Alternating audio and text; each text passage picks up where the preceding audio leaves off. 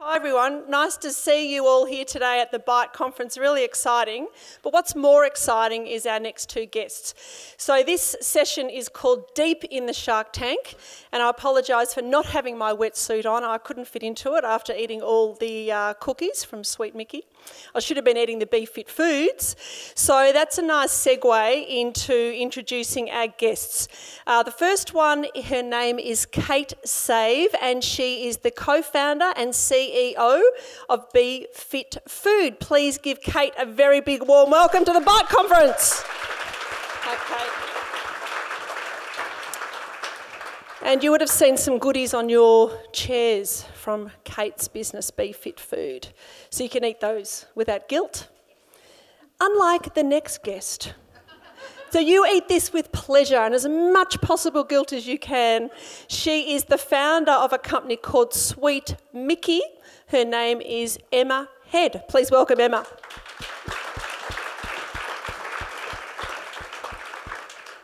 Great. Now, all of you would have got the Sweet Mickie cookies in your bag, and I've tasted both. It was preparation and research. I had to do that. Absolutely, I do like the ginger one. Kate, I haven't tried yours yet, but I will. I'm putting that on my list of things to do, terrible things. So two of my favourite topics today, one is food, so we're talking about that, particularly coming back after lunch. And the other topic that I love talking about is new businesses. And one in particular, both of these lovely people have been on the Shark Tank. Now that's just come back on telly, and I'm assuming most of you, put your hand up if you've watched Shark Tank before on telly. Yeah, okay. All right, so I'm speaking to an educated audience. So we're talking about the shark. Now today's theme with the Bite Conference is to be the shark, not the shark bait. Well, these two were not the bait. They were sharks, and they both got the interest of the sharks and both got offers, which is incredible. So congratulations, both of you. I think that's wonderful. But what's even more wonderful is who does that? Who puts themselves on television? Now, let's just stop and think about that for a minute. You're going on TV. How nerve-wracking, okay? Did either of you have any media training before you went on television? No, okay, all right. So they've gone on television. Then they're not just going on television, they're going on and talking about their new business to 5 of Australia's savviest, smartest, wealthiest, successful business people. Talk about putting yourself out there. Congratulations, that's an incredible, incredible thing to do. And I have to ask the obvious question. Kate, I'll start with you. Why did you go on Shark Tank? Our business, Be Fit Food, was initially trading as bariatric essentials. It was really just a product that we had out there for a small population of people, which was our clients, myself and my business partner, who's a weight loss surgeon. We had about 11,000 patients that we thought really would value from our product, which is a rapid weight loss product using real food.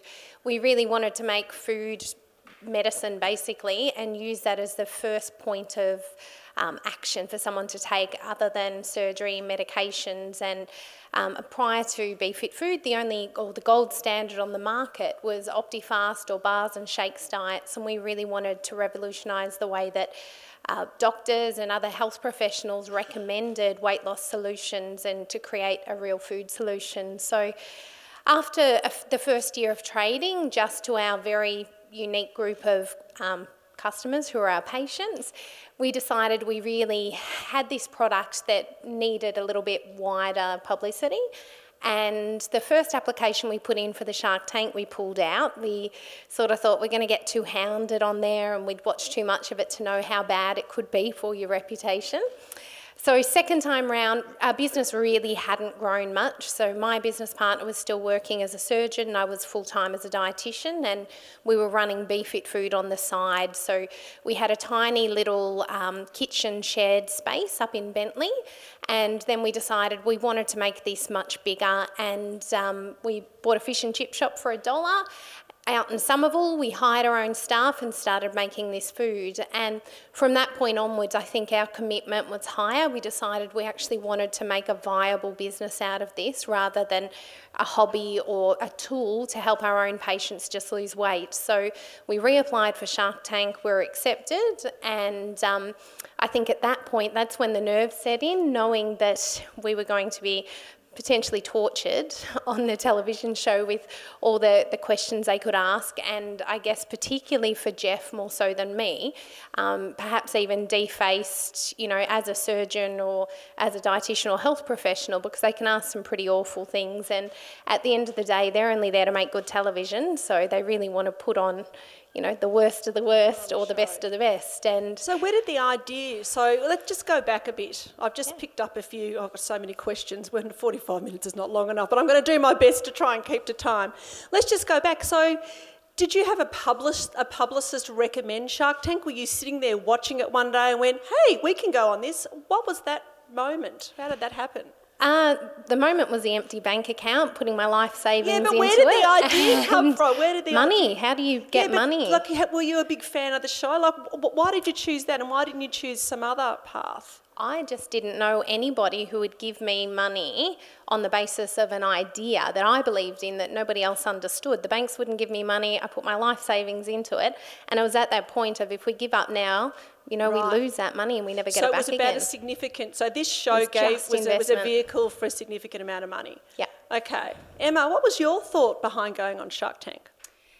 Well, yeah, similarly it was to, I guess, raise capital, and I started making cookies on my kitchen bench. I worked in marketing and social media, and I saw how much people loved food, and in Melbourne my friends would drive to the other side of the city to get their favourite Peter Pippa gelati, and, you know, we'd give each other food as gifts. So I definitely saw the power of food as a potential gift, and I just love to make my friends laugh, and I'm one for puns and making fun of things, and I started making these cookies that said, you know, unlike Kate's product, mine's a treat, an occasional food. It's not an everyday treat. But I started seeing all the green smoothies on Instagram, so I started writing cookies that said kale free, or eat your heart out, treat yourself, and I started using it as a platform to make people laugh and feel good. So Sweet Mickie is all about taking the Mickey and having a bit of a laugh, and one of our most popular products has swear words in it. You know, I effing love you. People want something that's real, and they want something that speaks to and for them. And so I started putting them on Instagram, and that was my strength. I wasn't a baker, and all of a sudden I had an order for a cafe in Carlton, and I said, oh, okay, I've got an order, I better make this. So I made the order, I shipped it out, and then I got another one. Someone from the big group ate my cookie and said, who's making this gingerbread? It's delicious, I want it. And it was, my mum has a biscuit and cake business in Perth, and so I'm not the baker. I was at home on the kitchen calling my mum, asking for help, but my strength was in the copy and marketing and social media. So I definitely, I knew I was onto something, and interest was growing, but I only really had proof of concept. I was doing this business part-time, so I left working in marketing. I was working in retail, so I'd go from this glamorous little fashion job to sitting in my kitchen all day on my own with the gas oven on, listening to TED Talks. But knowing that people were loving what I was doing, and I really wanted a way to also show Australia what I was doing, get a bit of exposure and get it to market quicker. So I definitely went on Shark Tank to get that exposure and to tell Australia about what I was doing, and also to potentially get help.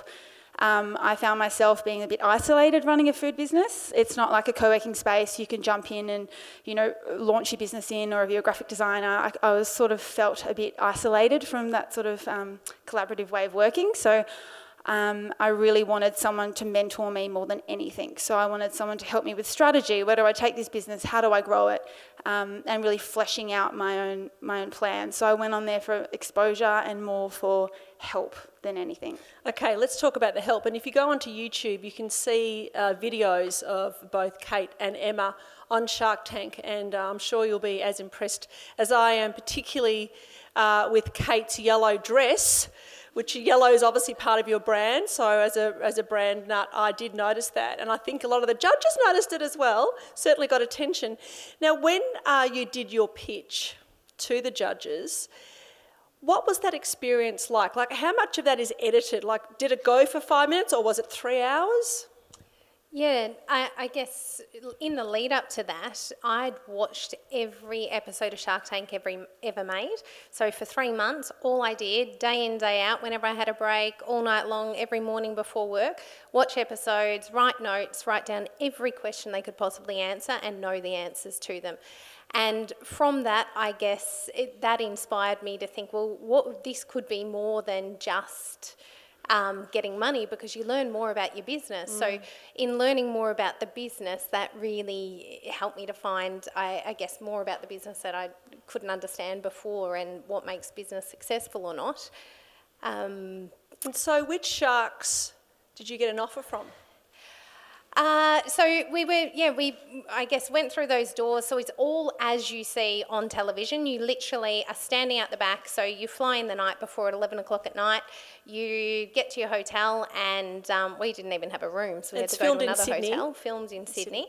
And Universal Studios was closed down. So our next experience was going to some big warehouse. It was 30-something degrees. Hair and makeup. Still haven't really met anyone at all apart from the hair and makeup person and someone sort of chauffeuring us into buses and cars. And once we're in there, hair and makeup's done, and they just said, you know, you'll be on in an hour, and off you go. And you go into a big room like this, and then walk through some curtains, and there's the doors, and off you go. You push through those doors. And I said, what if the doors don't open? And sure enough, they said, that's never happened before. Doors didn't open. So the cameraman ran back into the door. And then the doors open, and I was out there for 2 hours and 45 minutes. So 2 hours on my own. So my business partner, knowing that he could get eaten alive, literally, by the sharks, was not willing to go out there. And he said to me, only if you really, really need me, I'll go out there. So at that point, it got over 2 hours, and I thought, oh, this has been a long time, but there's no break, so I didn't actually know how long it had been. I just thought, I've said everything that I can possibly think of. What else could they possibly ask me? Because they're all the questions I can think of. And so I thought, I'll get him out there. And when he came out as well, they did have a really good go at him. They said some pretty awful things, and fortunately a lot of that got edited out. So our 2 hours and 45 minutes got cut down to about 10 minutes or something like that. And along the way, we had all of the sharks' interest, but they always turn around once it comes to your numbers. And at the end of the day, we didn't know how to run this as a viable business. We were both clinicians. We understood money, but we didn't understand how to really make money of something that was a product, not a service. So in the past, both Jeff and I knew that it was up to us to make the money. As a service, you'd be the best clinician you can be, and you'll make money. When you're selling a product, it's not, like, you can have the best product in the world, but it's not going to sell itself. It's having the best marketing, the best customer service team, the best delivery and transport, the best packaging, and all those sorts of things. So I think 3 of the sharks sort of opted out purely because we didn't have numbers on the books that were viable. You know, we'd lost a few $100,000. We certainly didn't have a great brand strength or marketing. Our packaging was rubbish at that point, and our branding as well. But, you know, it was the best that we could come up with, not having that skill set and not having any further money to keep pumping into this thing that was sucking the life out of us.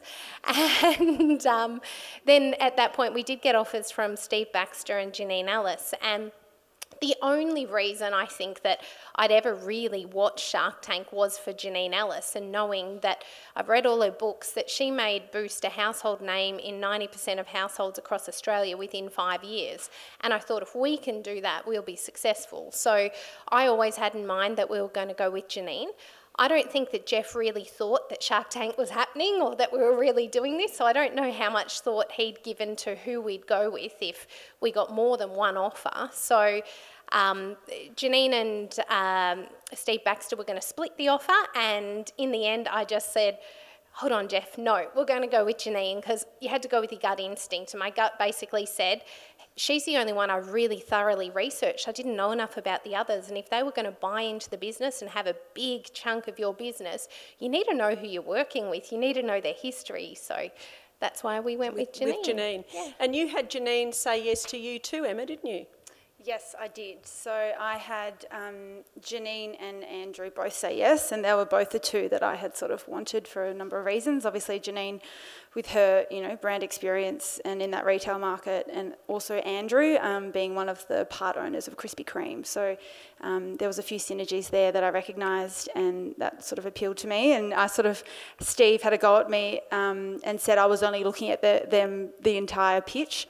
And I said, oh, it's a bit of a positional thing. They were the two right here. And I subconsciously, maybe I was doing it and I wasn't aware of it. But I was also incredibly nervous. So I was looking at those two. And then, but yeah, it's all exactly as you see. You're sort of out the back, and I had a bunch of schoolgirls. I don't know what the pitch was. I think it was an app, and they were so nervous and sort of screaming and giggling, and I was literally like, you're making me so nervous. And they pitched just before me, and I literally had to put headphones in, and I listened to Rihanna's Better Have My Money, you know that song? And I literally had my makeup done to that song, and the whole time, and I was like trying to like amp myself up, and I just had a giggle that's what I was listening to. And yeah, it's all exactly as you see. I don't think I was on for quite that long. I don't even know what it was, but it must have been nearly an hour, but something similar happened to me where the doors opened and I saw them, and I walked straight out, and they're like, all right, she's missed her spot, and I'd walked to the wrong spot, and they're like, back you go. And so the Sharks didn't say anything, and I had to walk out.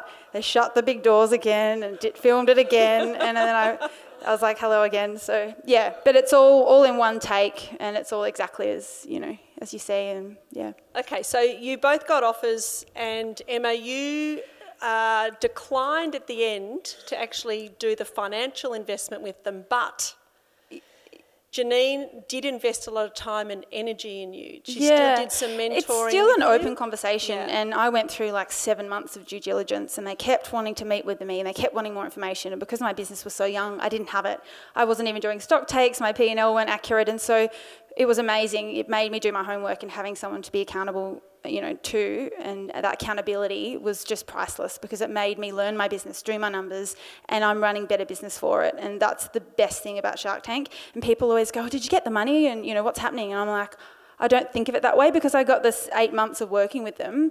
And I honestly went on so prematurely. Maybe I went on too soon. I didn't really know enough about my business, and I'd only really had a year's worth of trade and income, and it wasn't even me doing it full time.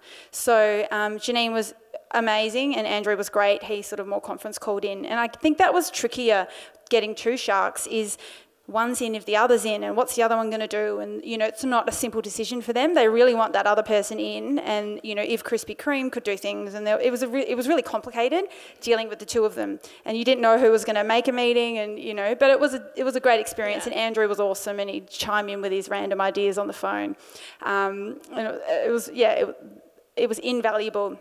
And so it's still an open conversation with Janine, and I've sort of hit the ground running this year, running my business, and all of a sudden it's June, and I'm like, oh. So, that's sort of where I stand. It's still me running my business, but she's definitely someone I can go to when I need to. So that's handy. Handy. Kate, now you're still working with the Sharks. You were actually on Shark Tank Monday night. Yeah, weren't you? Last Tuesday night. Yeah, so they did a catch-up to see where you're at. Yeah. And so when you're working with you're just working with Janine now? Just Janine. Yeah, okay. Yeah. So I'd imagine she's extremely busy, and I think, how does she manage her time? So do you have to book a meeting in 3 months prior, or how does it work?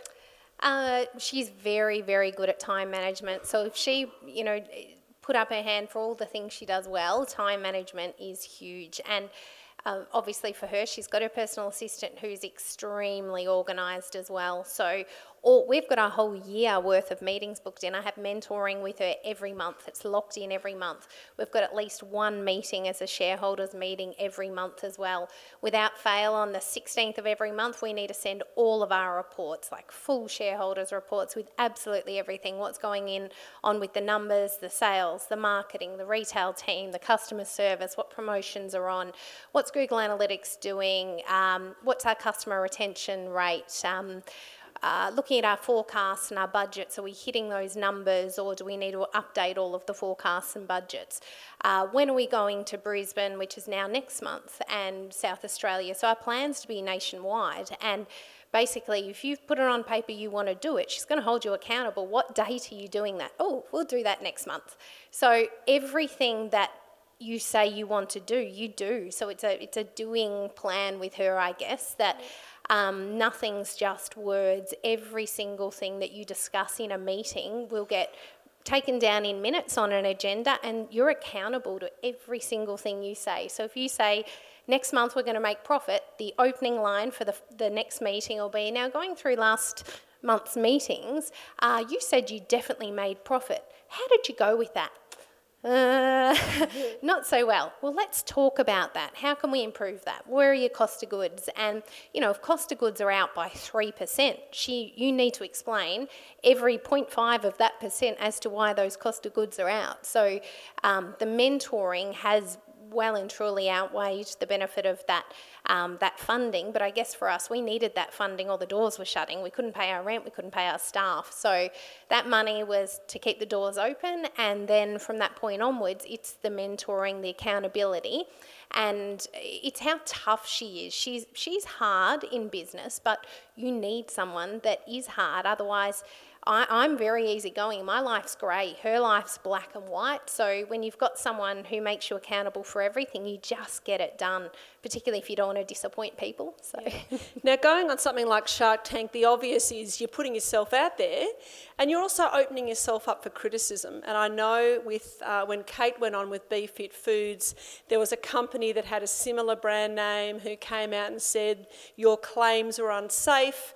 They had quite a bit of negative criticism about it. How did you handle that? I guess at the end of the day, you've got to, if you're going to go out there with an idea, make sure you've done all your research. So our product's scientifically formulated. We've been working on it 7 years. So it was 7 years before we even sold our first product. And we did all of our testing. We've done all of our research. We've got a published clinical trial. So we knew, no matter what anyone said, that we had the data to support that it was a safe and effective weight loss tool.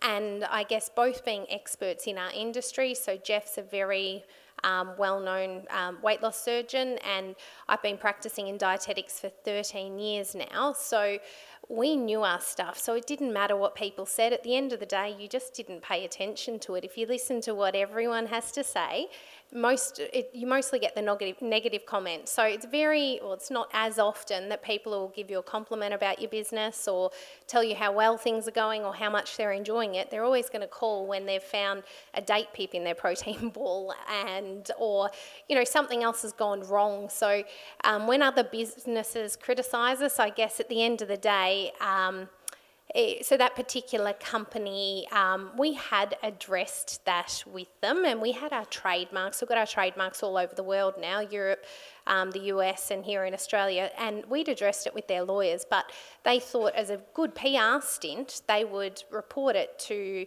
the Herald Sun, the Daily Mail and any other media because it was going to make a great story for them. Yeah. So they just went that path of getting some publicity out of it, and we said, hey guys, our lawyers have dealt with this 9 months ago. Why are you rehashing this?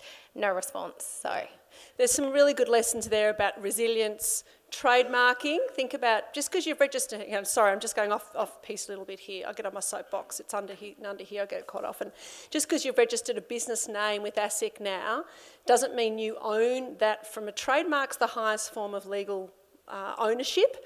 So a tip there, go and see if someone owns your trademark of your business name. If not, grab it. It's not that expensive to do. So I think that's really good advice. Now, when you are drawing attention to yourself and coping with criticism and negativity, the other thing it draws attention to are copycats.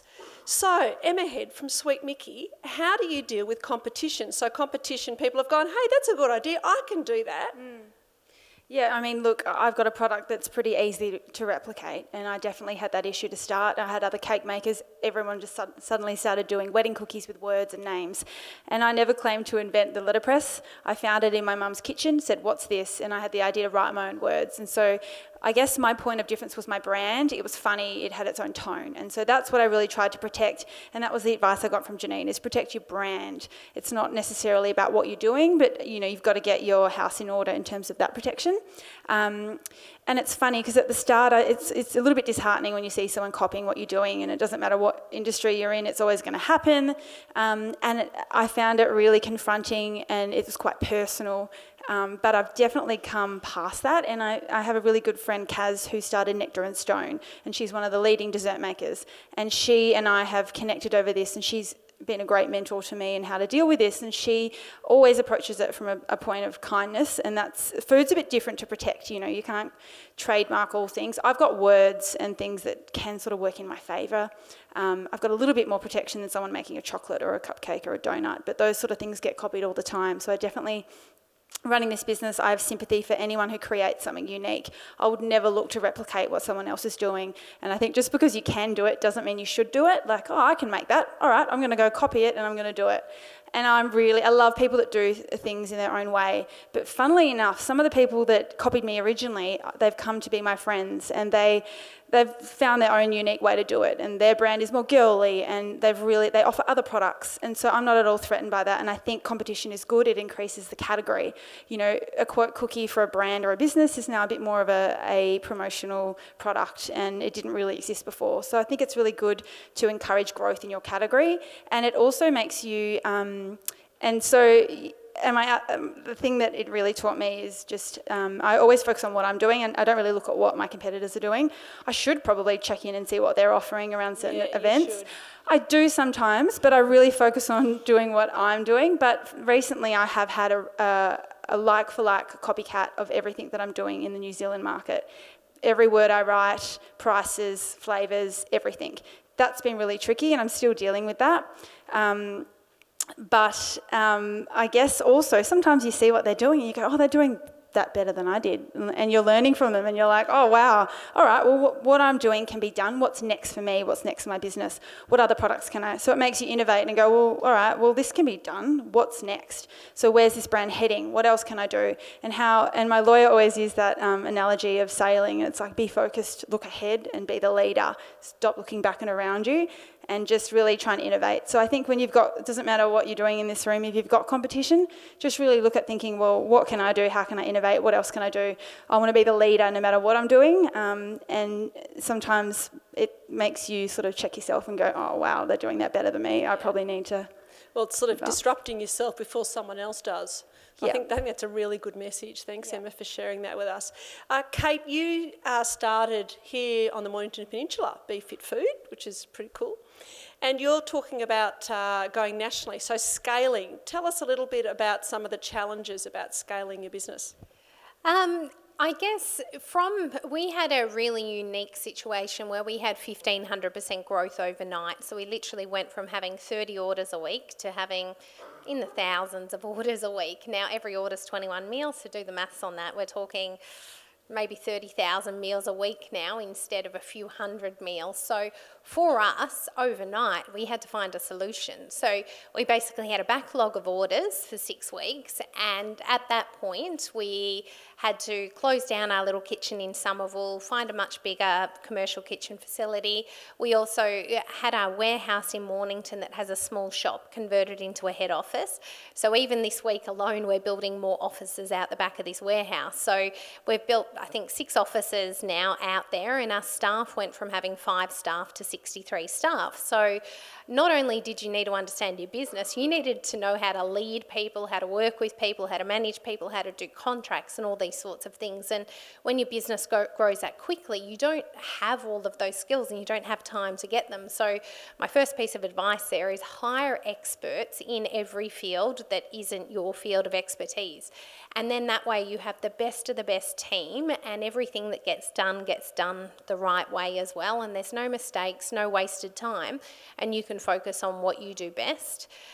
So you're hiring the right people is really important for scaling, and I guess always looking to the future, knowing what your vision is and backing yourself, knowing that if you want to get there, you have to take that next step. You have to invest in your freezers, invest in, like our packaging could, we want to change our packaging. We're kind of going, oh, we have to order 180,000 of these. So the upfront cost of these things are huge, but you have to be able to back yourself.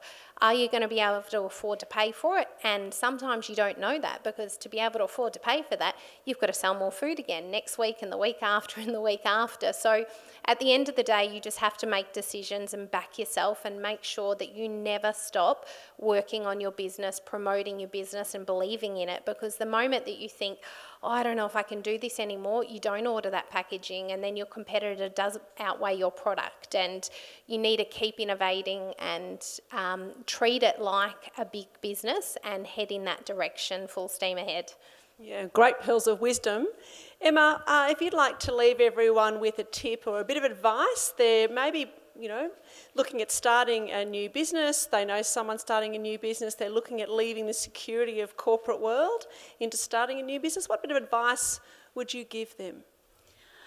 I think it's really easy to have lots of ideas and get a bit overwhelmed with, what direction you should take. But I think just start it and just begin it. Or as Nike said, just do it. But I had a friend say to me over a dinner table, never forget it. And I had because I was starting another business at the time. And then I had this idea and she said, well, go on, do it.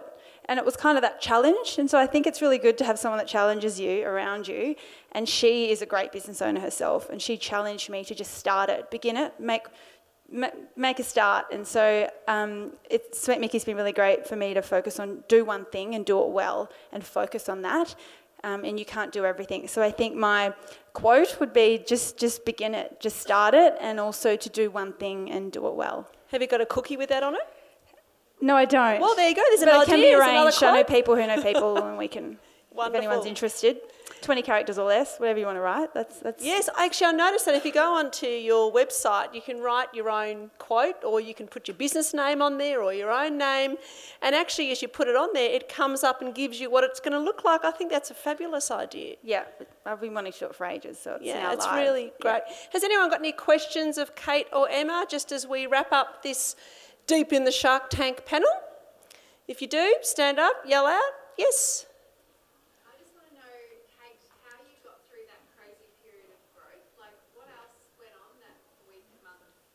Okay, I'll just repeat that for everyone else. Sorry, what's your name? Kate. Oh, Kate. Kate wants to ask Kate, obviously. That's a surprise, isn't it? At least you don't have to remember her name. I wanted to know, Kate, about when she was going through growth, the growth stage of her business, how she managed that. Best tip is make sure you're a good person and everyone will come to your beckoning call when you go, oh my God, I need help. All my friends, all my family, my 75-year-old dad, my brother, my sister, and then friends that I'd met along the way. So a girlfriend who's here, she'd employed me as a contractor in her business only a couple of months before that, and she'd sold her business, and she sort of said, if you need a hand, let me know. And I said, oh, I'm in Sydney at the moment. I don't even know what's going on, because it had been on the night before, and that morning we were filming on Studio 10. And I said, but I heard there's a line out the door that's maybe a few 100 metres long now, and I know that we got more orders than we can possibly imagine, and we'd actually saturated a call centre that not only was Victoria-wide but then Australia-wide. We'd put in 7 new phone lines and we had 35 other people taking our calls. And I said, if you could just go in there and have a look, and she's never left, so I owe Sarah thank you for that. She's in the front row, and so, you have to have support. You have to know, you can call on people when you need to, because you can't manage it all. You can't do it by yourself. And at the end of the day, everyone believed that we could do it, and we got through it, and it was a mess. But ask for forgiveness afterwards. Just do what you can do at the time, and at some point you'll make it up to everyone. Great, good answer. Anyone else like to ask a question just as we wrap up? And I'm just looking around. No hands. Cool. Okay, great. Means we're on time. Thank you. Kate Say from Be Fit Food, thank you very much for joining us today. And Emma Head from Sweet Mickey. Please give them a round of applause. Thank you.